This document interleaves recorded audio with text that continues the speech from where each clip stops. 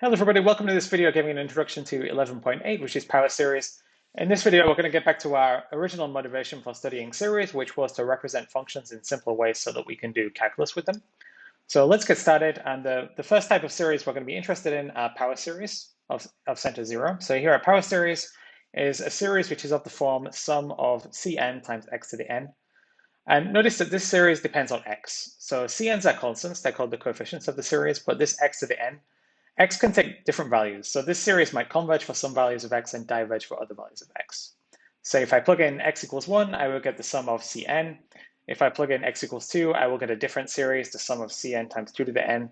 Just depending on what x is and what Cn's are, it will converge for some x and diverge for others. So that's going to be a lot of the examples we do. Given a power series, when does it converge, when does it diverge? And kind of one reason this is useful is we can use these to define functions. So if the series converges for some values of x, we can define a function. F of x is the sum of Cn times x to the n. So the domain of the function is the set of all values for which it makes sense. So that's those values for which the series converges. And otherwise, if the series diverges, that's not part of the function. So f of x is the sum of Cn x to the n whenever the sum makes sense. Okay, so here are some pretty typical examples of questions we might see. For what x does the power series sum of x to the n converge? So notice this one is a power series with all the coefficients, the constant Cn equal to 1. So it's about the simplest power series we could start with. So we can notice if we were to write out the terms, for instance, it would start with 1 plus x squared plus x cubed and so on. This would be a geometric series with a equals 1 and r equals x. To get the next term, we just keep multiplying by x. So using what we know about geometric series, this is going to converge if the absolute value of x is less than 1, right? The absolute value of the ratio is less than 1. And it will converge to a over 1 minus r, which is in this case is 1 over 1 minus x. Otherwise, it diverges. And there are two ways to think about this. So we just said the sum is equal to 1 over 1 minus x, but we could also turn it around and say 1 over 1 minus x is equal to the sum for absolute value of x less than 1.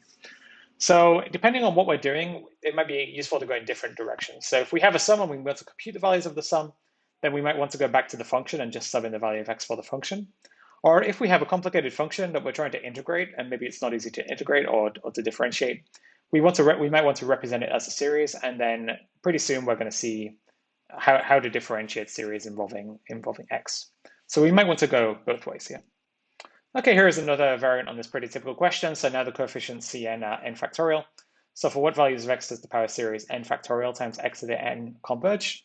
In this case, we're going to use the ratio test because there are factorials and there are powers. So that's an ideal candidate for a ratio test. So as usual, when we do the ratio test, we let an, it's the nth terms, which in this case is n factorial times x to the n. It depends on x, but that doesn't really play any role. We do the absolute value of an plus 1 over an. So an plus 1, we replace all the n's by n plus 1s. We get n plus 1 factorial x to the n plus 1. Dividing by an, so dividing by n factorial x to the n. We simplify the factorials, so n plus 1 factorial divided by n factorial we said is n plus 1. We take the absolute value, but n plus 1 is already positive, so that doesn't do anything. And then the x's, we have x to the n plus 1 of x to the n. We're just left with x. We take the absolute value, we have the absolute value of x. And then if x is non-zero, then that means the absolute value of x is going to be positive. It's just going to be some number, depending on x. And we let n go to infinity, then n plus 1 is going to go to infinity, and we have something that's positive. Something going to infinity times something that's positive, this is going to go to infinity. So if x is not equal to 0, in this case, an plus 1 over an tends to infinity. So the series is going to diverge for every x not equal to 0. On the other hand, if x equals 0, then there are two ways to think about it. So I could go back to the ratio test, and here I could see n plus 1 times 0 is going to be 0. I let n go to infinity, we get 0. So it will converge. Or we could go back to the original sum. And if when x equals 0, all the terms x to the n are going to be 0, except for the first term, because anything to the power of 0 equals 1. Even 0 to the power of 0 equals 1. So the first term when n equals 0 is going to give us 0 factorial, which is 1. But in any case, all the rest of the terms are 0, so the series diverges. Okay, so this series converges only for x equals 0. Okay, so these were kind of power series centered at 0 because they look like x to the n, constant times x to the n. So more generally, we have power series with center a. And these are series that have the form sum of Cn times x minus a to the n. So here the center is a because we have x minus a to the n. So as before, the x is a variable and the Cn's are constants, and now the center a is also a constant. So that's not going to change. But if we plug in different values of x, then depending on what the power series is, it will converge for some values of x and diverge for other values of x. And some some things to keep in mind. So with power series and in general, we're going to use the convention that 0 to the power of 0 equals 1. So x, in this case, x minus a to the power of 0 is going to equal 1, even if x equals a. So this is going to make a lot of the formulas work much more smoothly and much nicer for power series, provided we accept that 0 to the 0 equals 1. So why is this useful? For instance, if we plug in this first term, n equals 0, then we're going to get c0 times x minus a to the power of 0. And we would like that x minus a to the 0 always just to be equal to 1, so that it starts with c0. So just keep this in mind. And with this convention, x minus a, the series is always going to converge for x equal to a.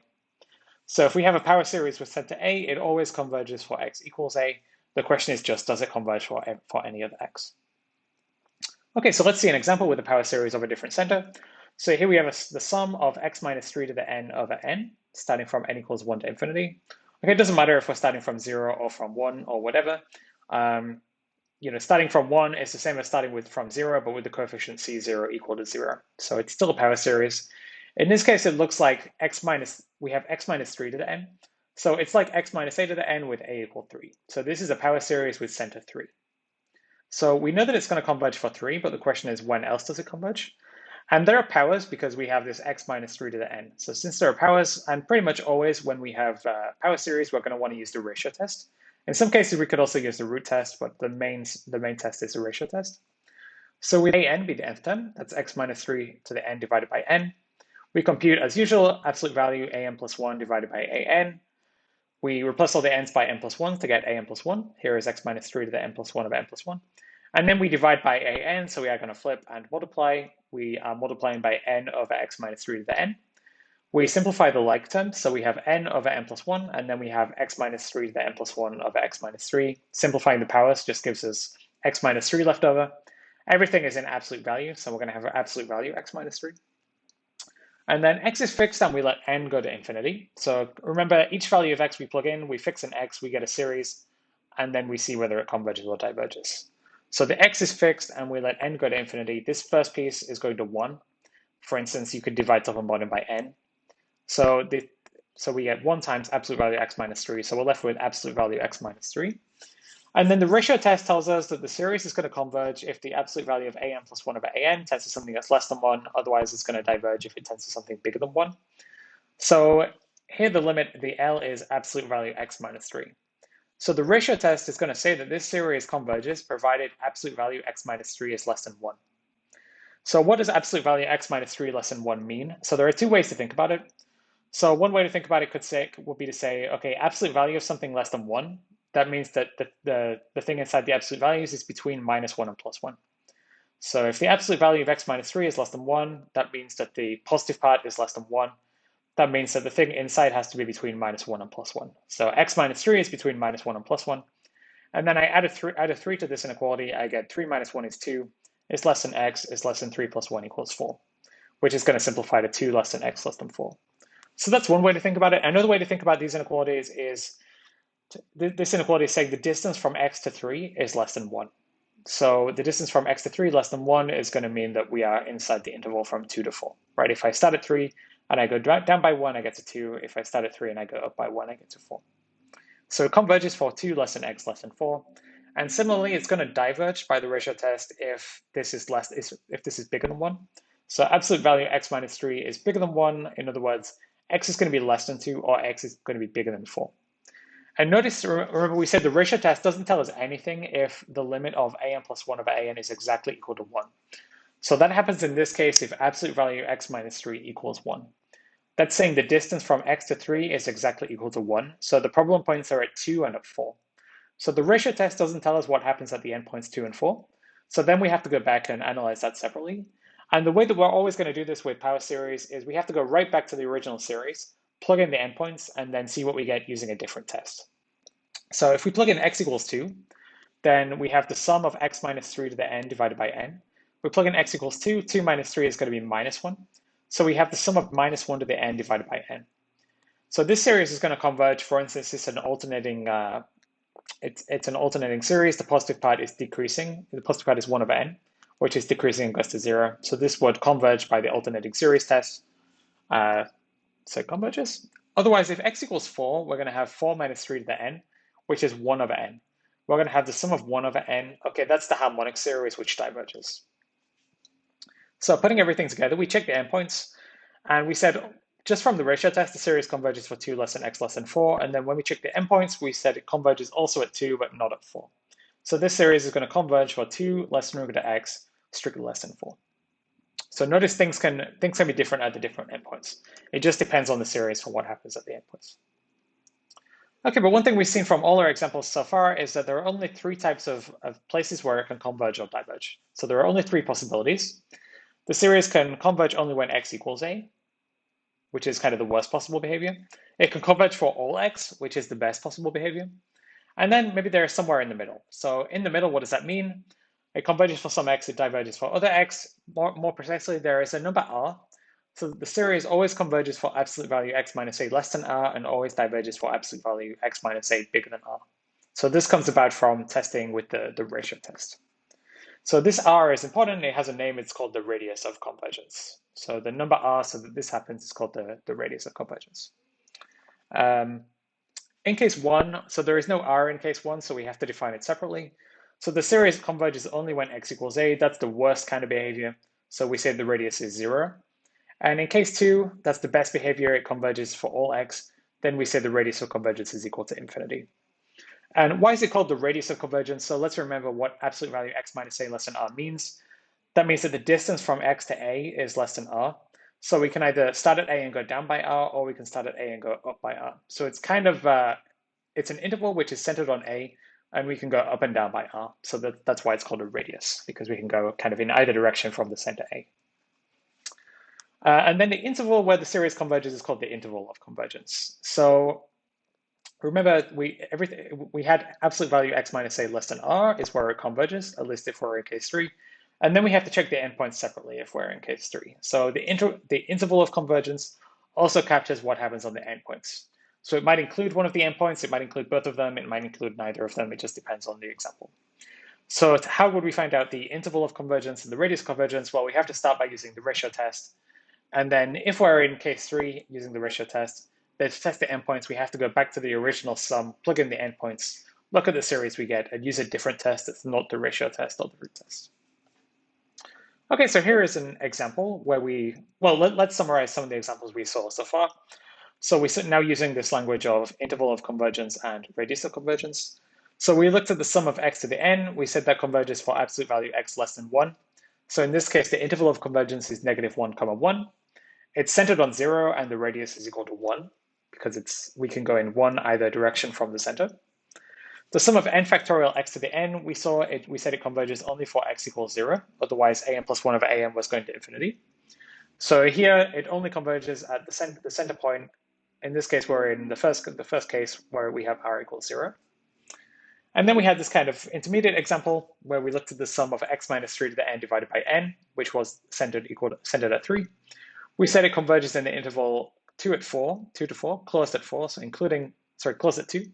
So including 2 and not including 4, so that's our interval of convergence. The center is 3, and we can go up and down by 1 in either direction, so the radius of convergence is equal to 1. And then we didn't work through this example, but it would be another simple example with the ratio test that we could do just by doing an plus 1 over an and so on. And this will converge for every value of x. So the radius of convergence will be infinity, and the interval of convergence will be everything, so -infinity to infinity. So these are pretty typical examples. So let's remember the steps. To find the radius of convergence or to find the interval without the endpoints, we're normally going to start with using the ratio or the root test. And then at the endpoints, we have to go back and use a different test, because ratio test doesn't tell us what happens when an plus 1 over an tends to 1. So we substitute back in the endpoints to the original series and look at what happens. And based on that, we're going to decide whether the endpoints are included or not. Okay, so here is one more example, just going back, starting from the beginning and working out all the steps, looking for the interval of convergence on the radius of convergence. So the sum of -3 to the n times x to the n over square root of n plus 1. So the power series centered at 0 is going to converge for some x, diverge for other x. Let's figure out which. So we start with the ratio test. So pretty much always with power series, you're going to want to start with the ratio test. Occasionally the root test, but not too often. So here, an is going to be negative 3 to the n, x to the n over the square root of n plus 1. We work out an plus 1 over an, absolute value, and simplify. So I skipped a step here, so let me explain. If I do an plus 1, I'm going to have negative 3 to the n plus 1. Then in an, I'm going to have negative 3 to the n. When we cancel them, we're going to have negative 3, and then we take the absolute value. It's going to give us the plus 3. And then the same thing with the x's. When we cancel them, we're going to have absolute value of x left over. And then with the n's, an plus 1 is going to give us a 1 over square root n plus 2. An is going to give us the square root n plus 1. So we're going to get the square root of n plus 1 over n plus 2, just doing the algebra. And then we take the limit as n goes to infinity. So x is fixed, n is going to infinity. N plus 1 over n plus 2 is going to 1 because it's a polynomial on the top and bottom. The degrees are 1 and 1 on the top and the bottom. We could divide top and bottom by highest power of n, let's say, and we would see the inside is going to 1. So the inside here is going to 1, the square root, and it's going to 1. We're left with 3 times the absolute value of x. So then by the ratio test, the series is going to converge if this is less than 1. So it converges if 3 absolute value x is less than 1, or in other words, absolute value of x is less than 1 over 3. And it diverges if it's the other way around, so 3 absolute value x is bigger than 1, or absolute value x is bigger than 1 over 3. So that's telling us the radius of convergence is r equals 1 over 3. Remember, the radius of convergence, we were saying the series converges for absolute value x minus a less than r, diverges for x minus a bigger than r. Okay, the r in this case is clearly 1/3. And now we have a problem that we're on the endpoints, we don't know what happens. So we're centered around 0, we have a radius 1/3, so we know that from negative 1/3 to plus 1/3, not including, it converges. If we're outside, it diverges. Now we have to go back and test the endpoints. So what happens when x equals 1 over 3? We have to go all the way back to the original series. So not back to this ratio test step, that's a pretty common mistake. If we were to substitute x equals 1/3 in the ratio test step, we're just going to get 1, which is not going to tell us anything.